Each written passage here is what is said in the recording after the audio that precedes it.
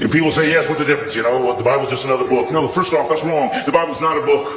The Bible's 66 books, 40 different people wrote it. Over 1,500 years, there's never been a book like that in history. Ever. Does that make it the Word of God? No. Just means it's worth considering. Because there's never been a book like this. Gives you some reason to consider it over the others. Well, how about history?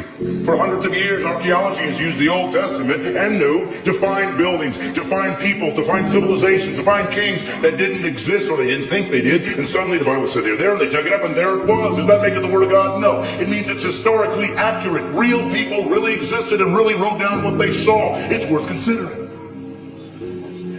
And then they said, we're going to have God show up, and lots of people said that. Lots of religions say it. Don't worry, we'll prove it as a rational God would do. I will do prophecies. I will show that I'm not trapped in linear time, that I can see beyond where you are. I will give prophecies to tell you what the guy, when I show up and God appears on earth to reveal himself, I'll show you what he's going to look like. Over 300 prophecies. And then a man showed up one day named Jesus. And he said, I'm that guy. And he fulfilled all 300 prophecies. That's impossible. People could say, well, yeah, so they just wrote it afterwards and filled it all in. But we know that the first Greek translation of the Old Testament was done 250 years before Jesus was born. So how could they possibly know that he'd be born in Bethlehem? How could they possibly know he was going to be crucified when crucifixions didn't even exist as a capital punishment yet? How could they know that he'd be betrayed for 30 pieces of silver 250 years before there was a Jesus? Does it make it the Word of God? No, but it's starting to get close.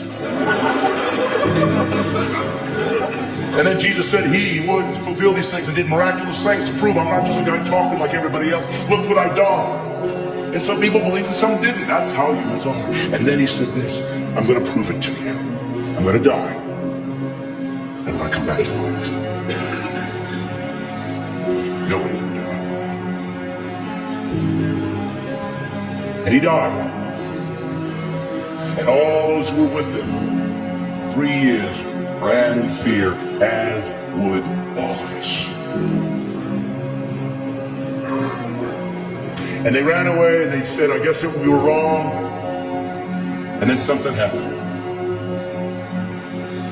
Something happened that made all these guys come back and be willing to be martyred for this belief system, except for one. Of course, John was sent off, but everybody died a martyr's death. What was it for? Because they thought they were going to get rich? There was no riches here. There was no riches. The Roman government hated them. They wanted them destroyed. They'd use them as people that could be eaten alive by animals for sport and entertainment. You were kicked out of your culture. The Jews weren't going to take you in, so there was no value there. There was nothing good here. There was nothing here to gain. And they all still died for what? Because they found a new religion? No, for one reason. They said this. I saw him die. And I saw him come back. And that's it.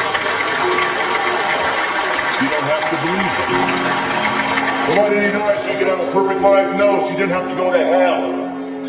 Well, I don't believe in a God who sent people to hell. He didn't give hell for you.